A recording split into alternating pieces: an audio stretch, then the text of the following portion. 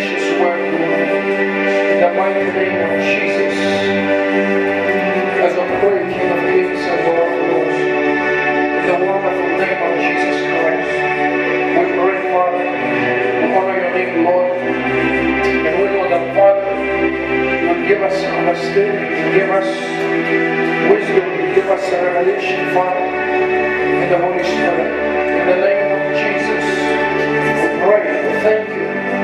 We honor you tonight, Lord, in this place, in Jesus' mighty name. And we believe, Father, we will never be the same again. After this great and wonderful, Father, we believe we'll be elevated by the Holy Spirit in the name of Jesus. As we pray, Savior, as we pray, God of glory, as we pray, Lord of hosts, in the name of Jesus, we thank you, Father. Give you reverence in Jesus' mighty name. Thank you, Lord. Thank you, Jesus. Oh. Hallelujah. I want us to go to open our Bibles and go to the book of 2 Corinthians. We're going to open chapter 3.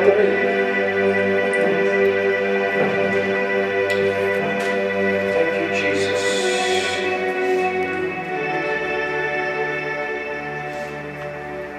Thank you, Lord.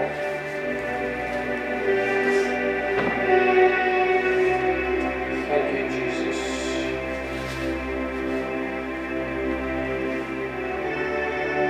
Thank you, Jesus.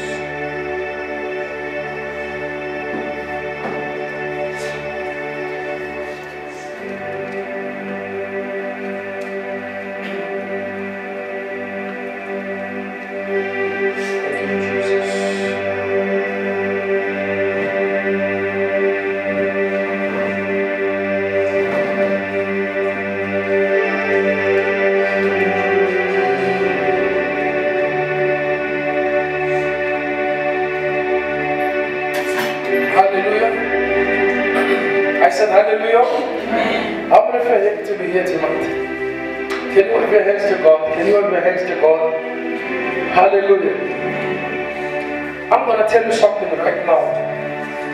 There's something that is very, very important, guys, for us believers in Christ Jesus. There is something that is so crucial that all of us have to know. Hallelujah.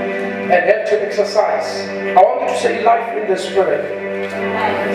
Say life in the Spirit. Life in the Spirit. In actual fact, before we read 2 Corinthians, let's start by Galatians 5. I want us to go to Galatians 5.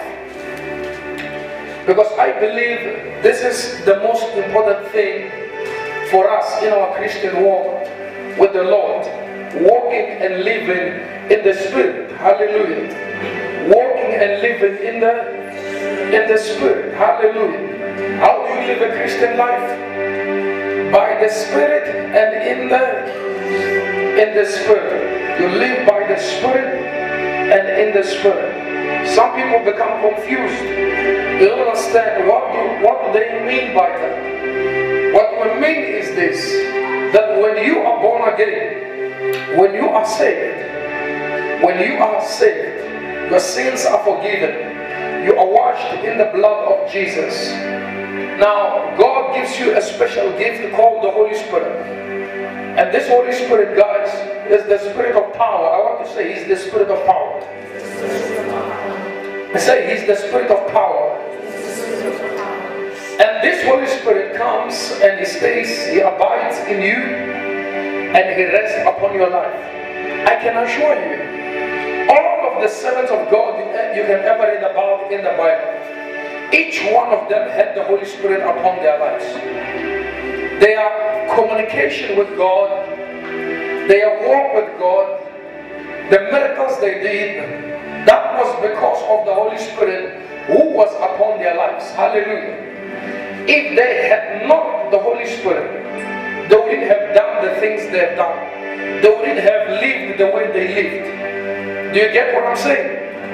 But it was the Holy Spirit who was working behind their lives. It was the Holy Spirit who was driving their lives.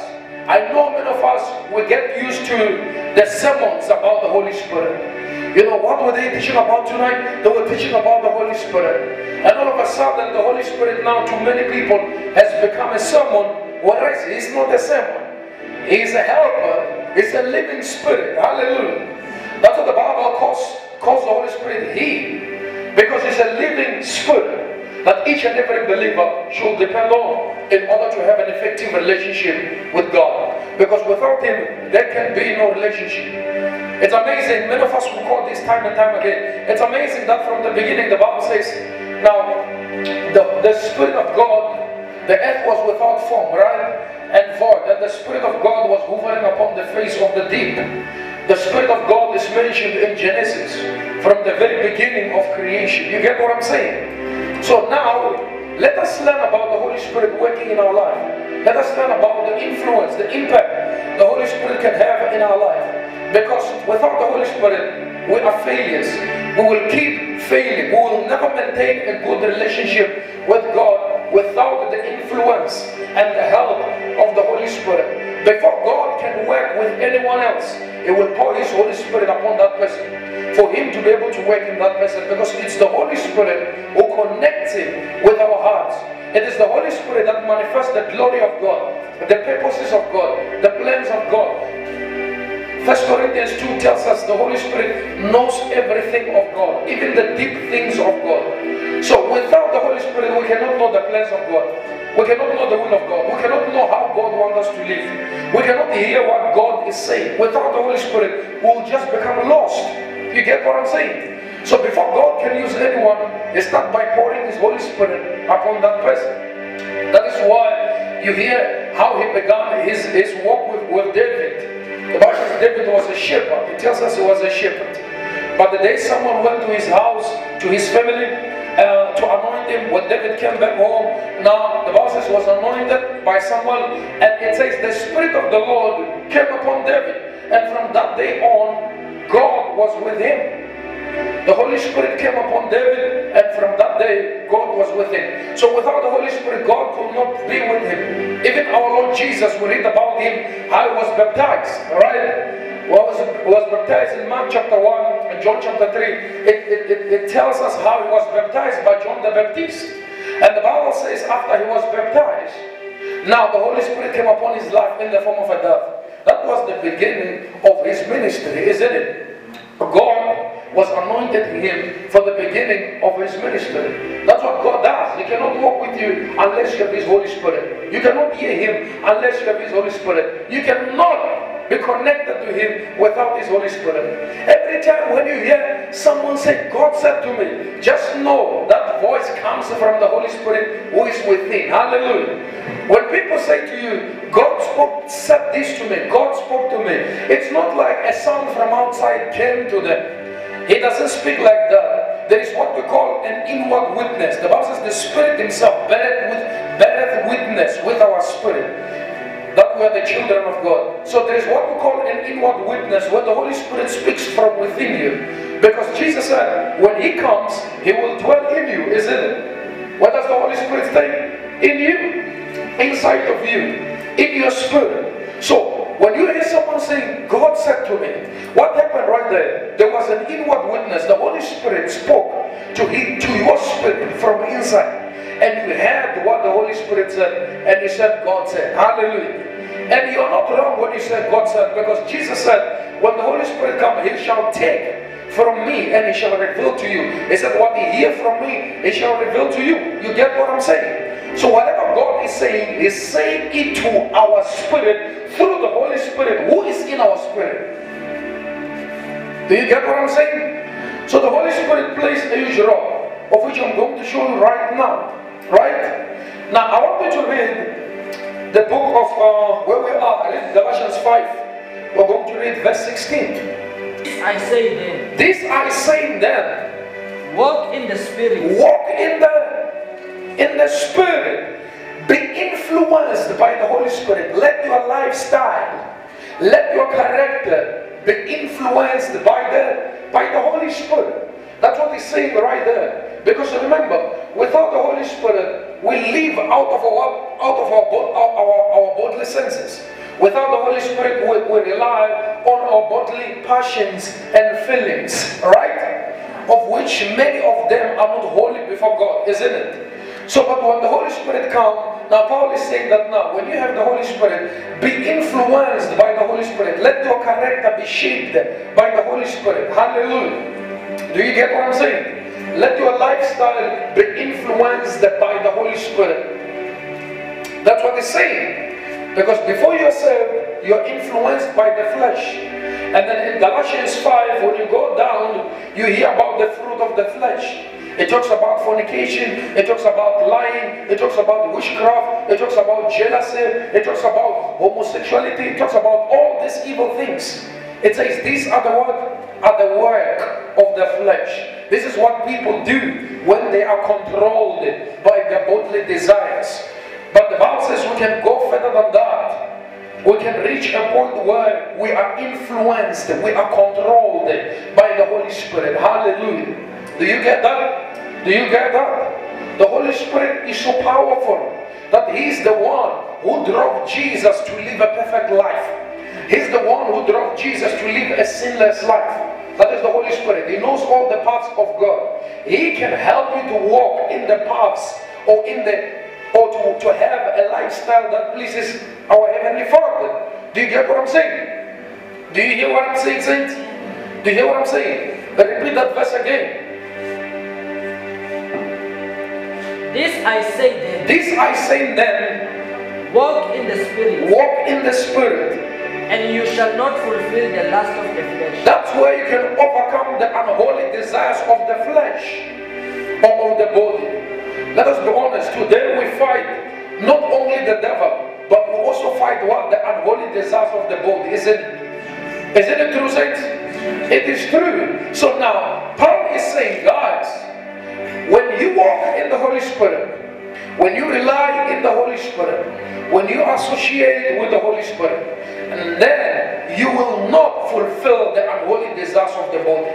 In other words, by you living in the Holy Spirit, you will keep the unholy desires of your body under subjection. Hallelujah. They will be crucified. You will not be able to follow them, because the Bible says to walk in the flesh or to be carnally minded is death. In other words, if I live by the unholy desires of my body, if I follow them, now I will die before God. You see what I'm talking about? I will live here on earth, I will be breathing, but I will be a dead person inside. So, but when you live under the influence of the Holy Spirit, the unholy desires of the body, they will not be able to overcome you.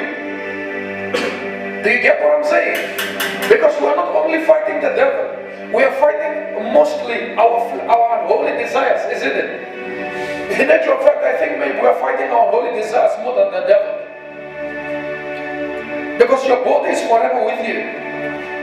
And whenever you walk outside, you see things that people are doing which are ungodly, and your body desires to do those things. And yet, without the help of the Holy Spirit, it may be difficult for you to say no. Hallelujah. Do you get what I'm saying? So, but when you walk and live under the influence of the Holy Spirit, you will be able to live the life that pleases God. The life that is ungodly, you will be able to reject. Hallelujah.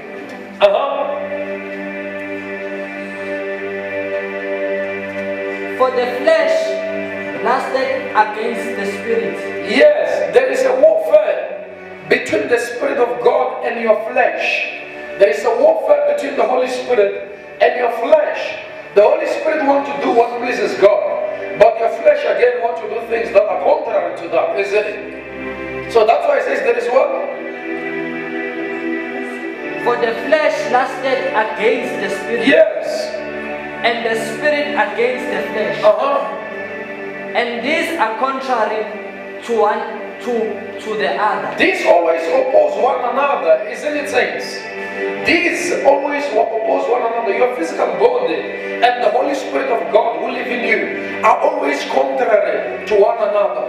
Your flesh wants to do fleshly things, but the Holy Spirit in you wants to do the work of God, wants to reveal the character, the lifestyle of God. Isn't it, saints? Isn't it like that? So there is a conflict. So Paul says now, walk you in the Spirit, so that you will not fulfill the desires of your body. Hallelujah. Someone said, How can I walk in the Holy Spirit? How can I walk in the Holy Spirit? Walking in the Holy Spirit is a process. Because the Holy Spirit is in you. So what does it mean to walk in the Holy Spirit? It means to dedicate yourself fully to follow the activities of the Holy Spirit. What do? You dwell more in the Word of God. You read the Word of God daily. You pray daily. You get what I'm saying? You make melodies in your heart. You sing praises to the Lord. You meditate more and more. You give attention to the Holy Spirit more than you would to your flesh. Because when you give attention to your flesh, then it is the more the passions of the body arises. Can I tell you how passions operate? How feelings operate? Now here is where they start. They start in the mind. Hallelujah. They start where? In the mind. Now if I don't think about food, my body might not desire food. But the moment I start thinking about ice cream, the desire for ice cream might immediately be formed or arise. Do you know that? And all of a sudden I want ice cream. Why? Because I thought about it first. So now it means if I spend more time thinking about worldly things, thinking about unholy things, if I spend more time thinking about them, then my body will begin to long for those things. But if I spend more time reading the Word of God, spending more time thinking about God, of which this is what the Holy Spirit likes. This is what the Holy Spirit wants to teach you. In that moment when you read the Word and meditate, the Holy Spirit wants to communicate with you in that moment. That's where He will meet you. That's where He will talk to you. And by doing those things, by worshiping God, by singing melodies unto the Lord, that's what the Holy Spirit will reveal a revelation to you. That's why you walk in the Holy Spirit. That is why you dwell more in the Holy Spirit and grow more spiritually. Hallelujah. And the more you grow spiritually, the more you go far away from what? From the realm of the flesh. The more you distance yourself from the unholy activities of our physical body. Isn't it, saints? Hallelujah. Someone will say, is that biblical? Is that biblical? Is that biblical? Of course it is biblical. We will come back right here. But let me show you this. Let's go to Ephesians chapter 5. I'll show you two scriptures to show you how can you walk in the Holy Spirit. Because the Bible says, as we have received the Holy Spirit, we have to live by the Holy Spirit. We have to function in the Holy Spirit. Now I'll show you how. Thank you, Jesus.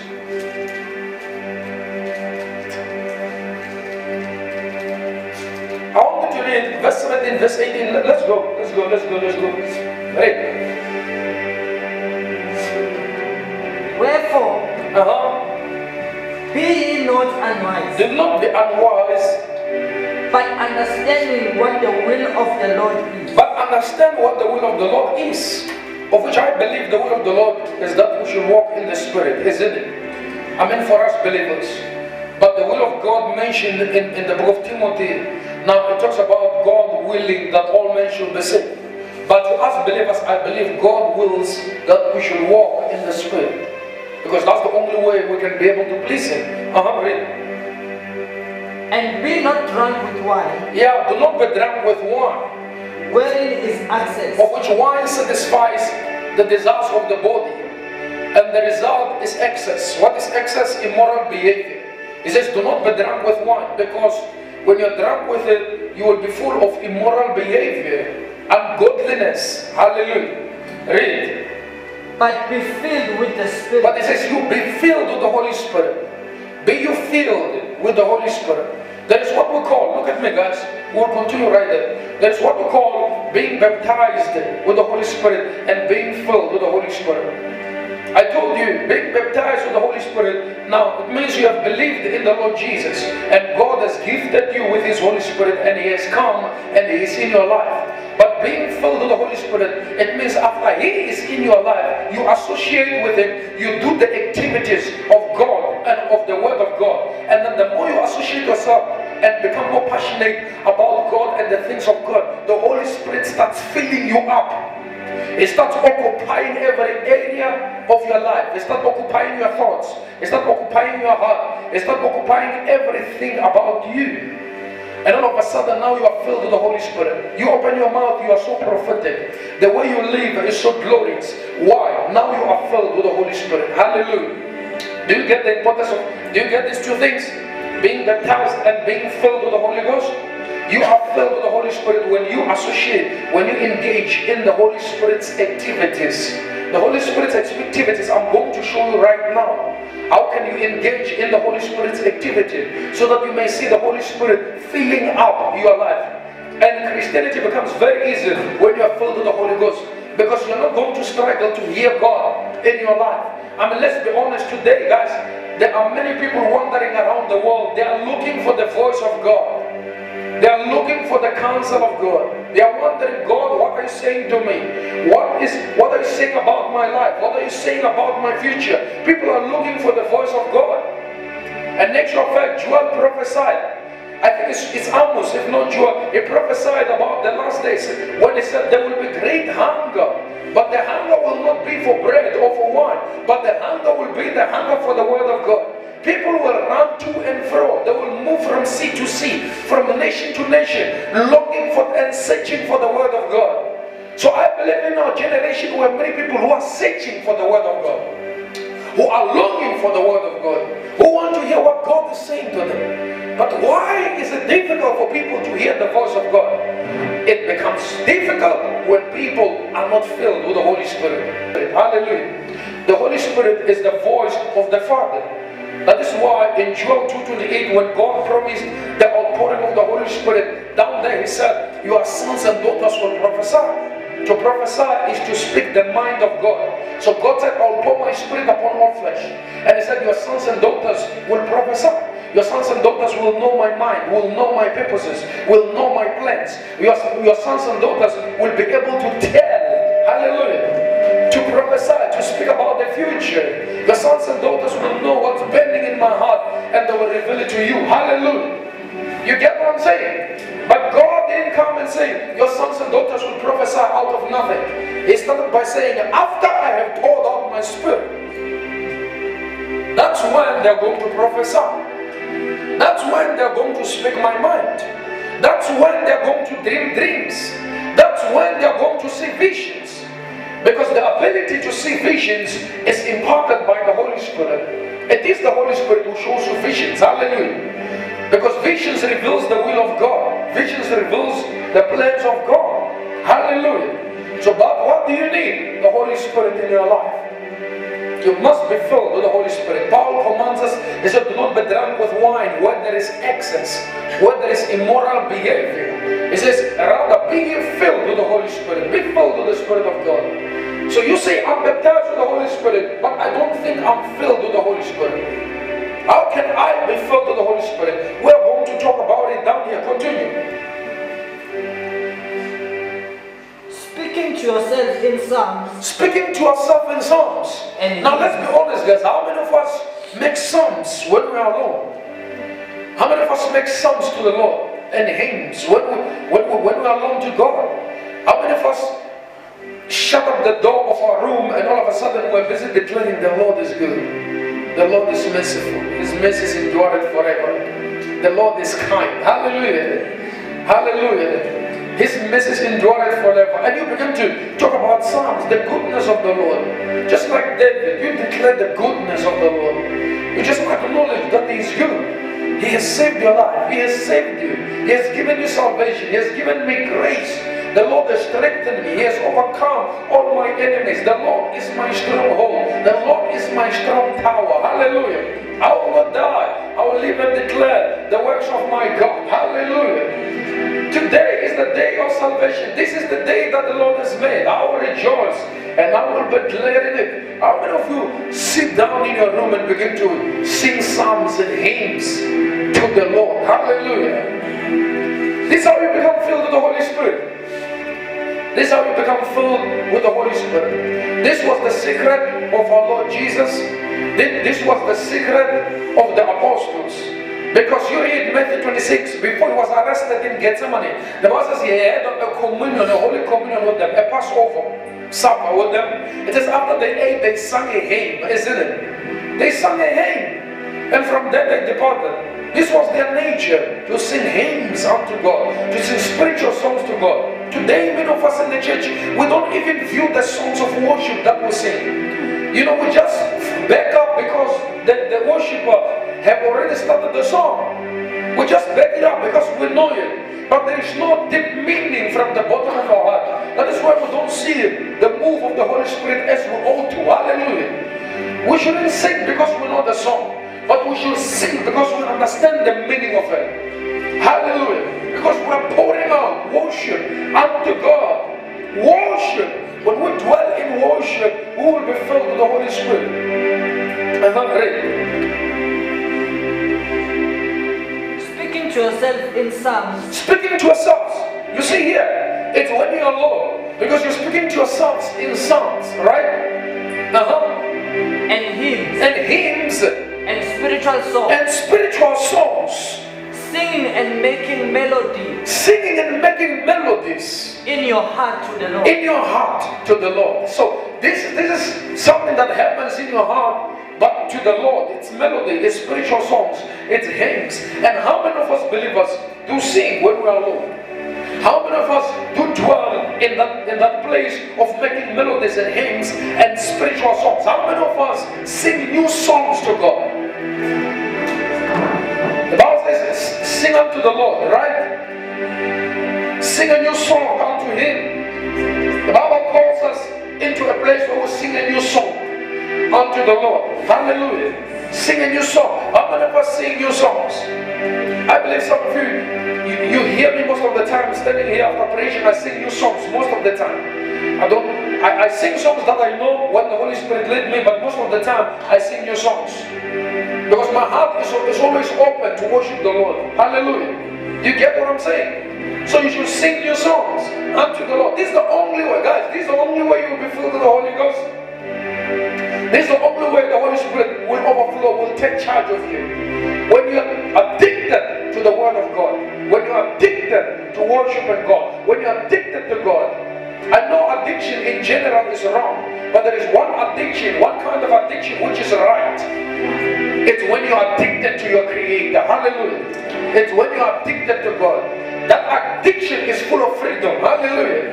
Other addictions bring people to bondage, but addiction to God brings freedom. It brings liberty, isn't it? When you're addicted to God, you will be free from deep within, and you'll worship Him. And man, I'm telling you, don't wait to go to heaven for you to worship Him. By sending forth the Holy Spirit, God has already established a heaven-like atmosphere here on earth. The things done above can be done here on earth when the Holy Spirit is present. Because even in heaven, it is the Holy Spirit who will lead the worship. Angels worship God through the help of the Holy Spirit. Even here on earth, when we are baptized and filled with the Holy Spirit, we can worship Him the same way they do in heaven. That's why Jesus said, when you pray, say, your kingdom come, your will be done on earth as it is in heaven. Jesus said, something that is done in heaven must also be done the same way on earth. And Jesus looked at followers and said, I'm going, don't be grieved, but be happy that I'm living, because the helper will come. The Holy Spirit will come. And when He comes, now He shall be within you. And the things done in heaven will begin to happen in your life. Hallelujah. The only difference between you and the angels of God in heaven is this: that you don't see God with your eyes, they see Him with their eyes. You walk by faith and not by sight. You don't rely on what you see, you rely on what you believe in the Word of God. Hallelujah. You rely on what you believe in the Word of God. But the result is the same. We're effective the same way. Hallelujah. Faith does not limit us. Rather, it gives us an advantage. It doesn't mean angels are more advantageous than us because they see God. It's not sight that brings advantage. Or else the people who lived in the generation of Jesus could have believed in Him more than us. But it is proven that the multitudes who saw Him with their eyes rejected Him, to show that sight is not an advantage. It doesn't mean if you see Him, you can worship Him better. Hallelujah. It's when you believe Him that you can worship Him better. Do you get what I'm saying? So you don't have to seek God for you to worship Him effectively. You only have to believe Him, for you to worship Him effectively. Hallelujah. For we walk by faith and not by sight. That's what 2 Corinthians 5 verse 7 says. It says we live by faith and not by sight. We live by faith. Hallelujah. We worship Him by faith. We don't see His throne, but we know His throne is there. The Word of God and the Holy Spirit has given us an assurance about Him. And we know Him. Hallelujah. Who is true. So you have to perfect your worship here on earth. You have to learn to give God the credit. And you cannot credit Him for things you don't know about. This is what I thought about one day when I was teaching you about worship. I gave you a good example. I said, a worship, we can liken a worship to a stadium. You see an event in a stadium, whether it be soccer, whether it be rugby or anything, or any sport. Now, in a stadium, we have the stand, we have the people sitting there observing the athletes performing. And now, the people on the stands may remain quiet up until something special happens right there. They may remain quiet up until they perceive something special happening down there in the pitch. Hallelujah. Or on the pitch. And now, if the players are doing something exceptional, guess what's going to happen? The crowds will begin to chant, isn't it? They'll begin to chant in response to what they have acknowledged. Hallelujah. To what they are aware of. So it's the same way with us. You cannot be able to chant towards God, to worship Him, unless you acknowledge something special about Him. And you can only acknowledge something special about Him in His Word, in the Bible. When you read, you will acknowledge how faithful He was with Abraham, with Jacob, with Isaac, and with everyone else. You realize how He always gave help, how He was always merciful, how He was always gracious. You will see all these divine qualities. You will see these amazing things that only He can do. And when you see that, you will chant back, isn't it? Your heart will find it to be special. And then you will give Him the credit. You will give Him the honor that He deserves. That is why we can sing, You are Alpha, You are Omega. We worship You. And all of us can sing it, but only if your hearts be meaning it. Because those hearts got that by revelation. There is a knowledge breaking their singing. Hallelujah. They don't just sing because they are familiar with the song or because they know the song. But they sing because there is a knowledge behind the song. There is a revelation behind the song. They say we worship Him because they know what He has done. Because they know who He is. But someone may sing the song because they had a recording somewhere. And that's not how it's supposed to be. Man, I'm telling you, if we want to see the glory of God like never before, let us look in the area of worship. Hallelujah. Let us fix in the area of what? Of worship. From today on, we no longer sing because we know the song, but we sing because we understand the message in the song. We sing because we understand what? The message in the song. And we are singing because we agree from the bottom of our heart that it is true. Hallelujah. He is Alpha and He is Omega. He is the beginning and He is the end. And we mean it from the bottom of our heart. What's going to happen? Now, before the preacher comes to the front, the Holy Spirit will be, because the Bible says God inhabits the praises of His people. In other words, when true worship and true praise come out from the bottom of our hearts, the presence of God will begin to rest in that place. Hallelujah. And begin to receive the worship. God will begin to receive the worship. God will begin to eat that praise. In the same way, He will receive a smoke of an incense in the Old Testament. Because our worship should be like something like a smoke. It must ascend to heavens. Not just the sound of our voices, but the meaning and the reverence of our hearts. Hallelujah. The reverence of our hearts that ascend unto God, not just the sounds of our voices, but the deep adoration that we have towards the Almighty God. Hallelujah. That's what we call worship. Thank you, Jesus. And we should dwell in it because the Holy Spirit wants us to dwell deep in worship. If you will abide in worship, you will be filled with the Holy Spirit. You say, can the Holy Spirit accelerate? Accelerate? Can He do that? Of course He can. Look at the lives of the apostles. the way they began, the way they ended. If you evaluate them carefully, you realize that when they began in Acts chapter 2, it's like as if they began somewhere here. But when you read the last chapters, it's like as if they were somewhere there. Hallelujah. You don't hear such a thing in chapter 1 or chapter 2, Peter walking the streets and people becoming healed. But somewhere down there, chapter 5, you begin to hear something shocking. Because this man, from the moment he received the Holy Spirit, he told them clearly that as for us, we will not depart from prayer and the word of God.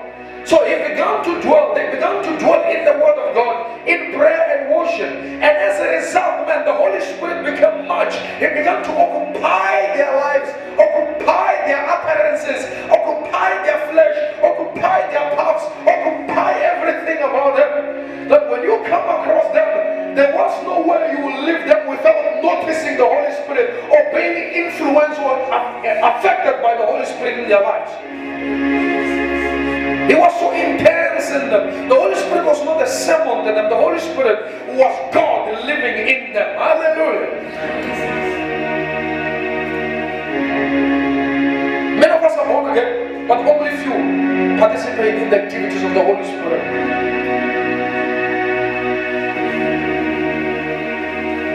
And I think it's time, hallelujah, we'll get back to the true worshippers.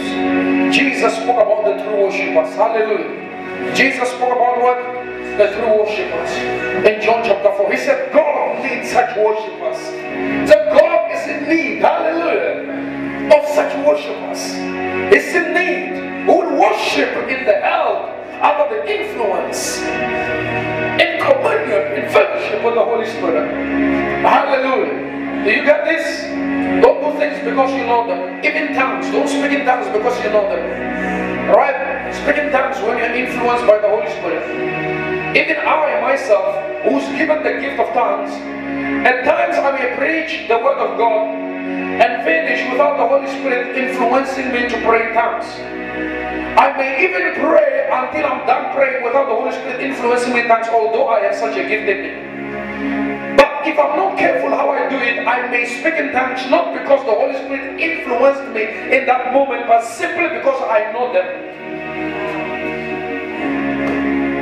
We don't do it because you know it. We do it because we're influenced to do it. That's what we call walking in the Spirit. Hallelujah. Doing things when the Holy Spirit says do them. Saying things when the Holy Spirit says say them. Hallelujah. Listening to the Holy Spirit. Or how often He calls us into the secret place. Or how often He calls us into the room of prayer, and many of us will neglect that. How many of you ever went to a room sometime, maybe you're just alone, and when you arrive right there, you were in a hurry, you wanted to take something and leave immediately, but when you arrive, you felt something heavenly coming on you. Somehow you feel like you want to pray. And many of us, we don't take heed to that voice. We just ignore it and we go away. How many times we are among our friends, and all of a sudden we feel like we can just be alone. We feel somehow like something spiritually, something we cannot explain. And the Holy Spirit said, hey man, get back to your room. I want to talk to you. I long to fellowship with you. And all of a sudden, now we begin to ignore that, and we open wide our physical eyes, because we want the reality in this world to convince us that no, actually I'm busy, actually I can't live them. We already agreed that we are going to crossing with my friends. I mean, I cannot go. So you open your eyes, we agree. The Holy Spirit is a gentle spirit, and He gives more grace, the Bible says. Honestly, guys, honestly, many times we start praying and the Holy Spirit comes out and help us. But there are moments before you pray, before you even think of it, the Holy Spirit comes and He wants to initiate it. And many of us will ignore that moment. And that moment is more precious than when we start praying by ourselves. When the Holy Spirit needs you to pray, man, there is an agency. Hallelujah. That's the right time to pray, when the Holy Spirit wants you to pray. The Holy Spirit most of the time calls us to pray. He calls us to the Word of God. He calls us to many things. It's just that sometimes we tell ourselves we're too much busy for that. Let us walk in the Spirit. Let us do it when the Holy Spirit says we should do it. Let us do it in a way the Holy Spirit says we should do it. Hallelujah. You get what I'm saying? And the more you obey the voice of the Holy Spirit, that little voice that can be obeyed, is the more He talks with you, because you have an obeying heart. The reason many people he no longer talks to them is because when he spoke with them concerning little things, they wouldn't sacrifice, they wouldn't listen. So when there are greater things, he will not tell them, because this is the spiritual principle. If you are not faithful with the little things, you cannot be entrusted with the greater. If you cannot listen to the little voice, you cannot be given a great voice. If you cannot listen to minor revelations, you cannot be given greater revelations. If you cannot obey a little, how can you be entrusted with greater things? So you see what I'm talking about, saints? Let us walk in the Holy Spirit. Let us live in the Holy Spirit. Let us be filled with the Holy Spirit. How do I become filled with the Holy Spirit? Making melodies in your heart. I want you to continue. Those of you who came late, we are in the book of Ephesians chapter 5. What verse were you reading? Verse 19. Read verse 19. You must be filled with the Holy Spirit. Speaking to yourself in psalms. Speaking to yourself in psalms. And hymns. And hymns. And spiritual songs. Making spiritual songs to the Lord. Singing along to God. Singing and making melody in your heart. Yes. Yeah. Giving thanks always. Giving thanks always. For all things. That's how you can be filled with the Holy Spirit. Giving thanks always for all things. The Bible never said giving thanks only for good things. It says giving thanks for all things. Hallelujah. Did we understand that? It said giving thanks for all things. We don't give thanks to God only for good things, but we give thanks to God for everything, the Bible says. I think I wrote something on my Facebook page today. Hallelujah. I wrote something on my Facebook page about that. And I said depression may easily creep in when we begin to focus only on the things that are going wrong. Right? When we only focus on the things that are going wrong, when we want to use our own power and understanding to deal with things that are beyond our control, when we fail to trust God, do you hear what I'm saying? That's when it can creep in. Because the Bible tells us we should rest in God. The Bible never told us that everything will be well. But the Bible told us that when things don't go well, we should put our cares unto God because He cares about us. I don't worry about anything, and you don't have to worry about anything. But you have to put your trust in God. You have to cast all your burdens unto Him. Isn't it, people? Isn't it, saints? Isn't it, saints? Isn't it, saints? It is so. I thought I was going to teach you about this tonight. But the Lord doing His will as always. Hallelujah. So His will be done. Let's finish up this stuff. Giving thanks for everything. Not for some things, but giving thanks for everything. Giving thanks always for all things unto God. Yes. And the Father in the name of our Lord Jesus Christ. Yes. Hallelujah. It pleases God when you give Him thanks. Now let me show you. Because this is part of being filled with the Holy Spirit. Remember? Remember in verse 18 He says, do not be drunk with wine, but be ye filled with the Holy Spirit. Then down there He mentioned, how can you be filled with the Holy Spirit? So you sing spiritual songs, you make melodies and hymns and give thanks unto the Lord. Hallelujah. Now let's go to Colossians chapter 3. Still part of it, to be filled with the Holy Spirit.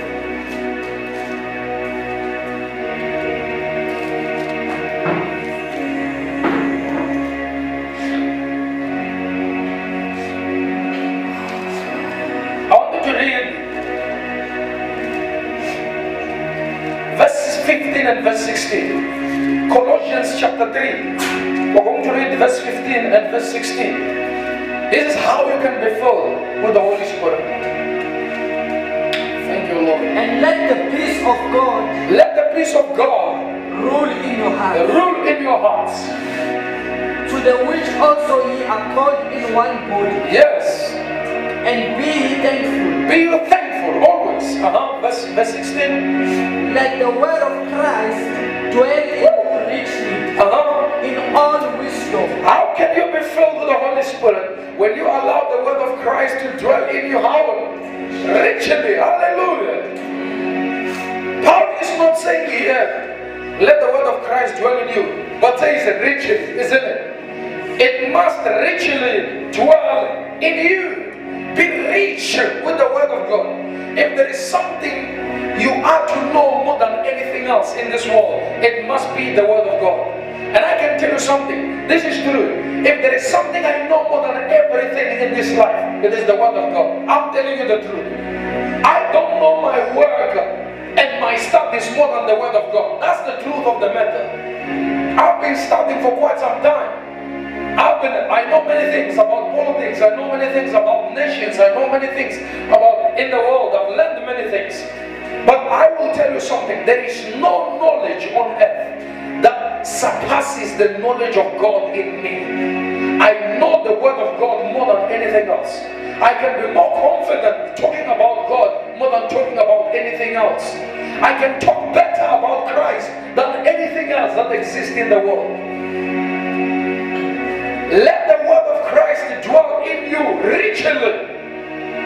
That's part of you getting filled with the Holy Spirit. That's how you can be filled with the Holy Spirit. When you allow the word to dwell in you richly. How can the word of God dwell in you richly? Firstly, by attending services. I'm not talking about only on Sunday. I'm talking about weekly services. Because weekly services have got a crucial role to play in your life. They play a crucial role in your spiritual growth. Hallelujah. Do you get what I'm saying? In actual fact, during the week we dwell deeper in the word of God. During the week we try to accommodate even the babes in Christ, isn't it? Even those who are babes in the spirit. On Sunday we teach simple things, but during the course of the week we dwell deeper and deeper and deeper in the word of God. And that's when you grow. That's when the word of God will dwell in you richly. When you are able to attend weekly services. When you are committed to the teachings of the word of God. We read that in the book of Acts chapter 2. We read of that in the book of Acts chapter 4. The Bible says those who believed were added to the church. And they were committed to the doctrine of the apostles. Meaning these people did not become born again and attend church once a week. But when they became born again, they were committed to the teachings of the apostles. They were attending every service, wanting to know more about what they believe. The reason why many Christians are so confused today is because they don't know what they have believed. They don't have answers of the things they are following. People out there ask you, why did you believe in Christ? You don't even know why. You can't even explain what is it that you're hoping for. You can't even show them by scriptures what the death and the resurrection of Jesus mean. You can't even tell them why you are waiting for the second coming of Christ. What is it that is going to reward you if you run faithfully? Many believers cannot. Why? They just gave their life to Christ and continue with their own lives. They just met the prayer of repentance and afterwards they go back and live the same life. There is no change. But the Bible in the book of Acts chapter 2, it says when the people believed in the gospel of Christ, they committed themselves to those who were teaching them so that they may teach them the more. So that they may have a ground, a solid foundation in their faith. Hallelujah. Do you get what I'm saying? The word of God will dwell in you richly when you're committed to services, when you attend. When you continuously hear the word of God. And secondly, when you spend your own special time, your own quality time in your room reading the word of God, that's when you are going to grow. That's when the word of Christ will dwell deep inside of your life and it will be rooted. Hallelujah. There is a burning desire in me now to go and read the book of Judges, right? It's not like I didn't read it before, but the burning passion is there and I know it's the calling of the Holy Spirit. I must heed it. I must go and read again. I can't just wait to read about Gideon. I can't just wait to read about Samson. I can't just wait to read about all of them whom God used in an amazing way because their stories are right there. So what do? I must make my time. I'm busy most of the time, but I must make time for the word of God. And I must go and sit down in my room and open my hard copy Bible. It's always on my bed. I open that hard copy and I begin to read it. And read it and read it and put aside this phone and the WhatsApp. Hallelujah. And read the word of God. And then it's going to dwell in me richly. and then the Holy Spirit will fill me. What else do we have to do to be filled with the Holy Ghost? In all wisdom. Let the word of Christ dwell in you richly in all wisdom, meaning when the word of God is more in you, it's going to give you wisdom. Teaching and admonishing one another. You will be able to teach one another in psalms and hymns and spiritual songs, singing with grace in your heart. Hallelujah. You see, it brings us to the same thing that's written in Ephesians. Singing spiritual songs with grace in your hearts, making melodies to the Lord. That's how you can be filled with the Holy Spirit. That's how you can be fully occupied by the Holy Ghost. That's how your heart can be so close to God that when He's doing something, He will not do it without you. Because that's what the book of Amos chapter 3 verse 7 says. It says God cannot do anything until He reveals it to His servants first. So when God has something to do, He first reveals to His servants. And who are His servants? Those who abide in His word and are led by the Holy Spirit. So when you're filled with the Holy Spirit, when God is doing something, you will know it. Because the Holy Spirit is so attached to your heart. He's one with your heart. Now He's speaking clear. He's speaking loud and clear. Because this is how we grow in the Spirit. You cannot understand the work of the Holy Spirit completely or perfectly on day one. We grow spiritually. Look at Samuel. The first day God called him, he didn't even know it was God. He ran out and went to Eli, and the priest Eli said, "No, I didn't call you." Someone went to the room and he's alone. And the call come again. And when the call come again, someone think, well, maybe Eli calls me. He go back. Eli says, "I didn't call you." Now that happened the third time. The third time, Eli realized that no, God is speaking to this young man. And he said to someone, now when you hear that voice again, just say, "Here I am, Lord, speak to me." And God, when the voice came, Samuel responded. And God spoke with him. From that day, we never hear that when God called Samuel, he ran to Eli. Why? He learned from that day. You learn the voice of God by listening to it. You will know the voice of the Holy Spirit by associating with Him. He speaks with you day one, you learn His voice. He speaks with you, you keep listening to Him, until you will be perfect in hearing the voice of God. Hallelujah. Do you get this? Now let's conclude, because we're left with 2 minutes, right? Or 1 minute. In actual fact, let's stand up on our feet. Let me finish with this. I want you to go to, thank you, Jesus. Go to the book of Micah.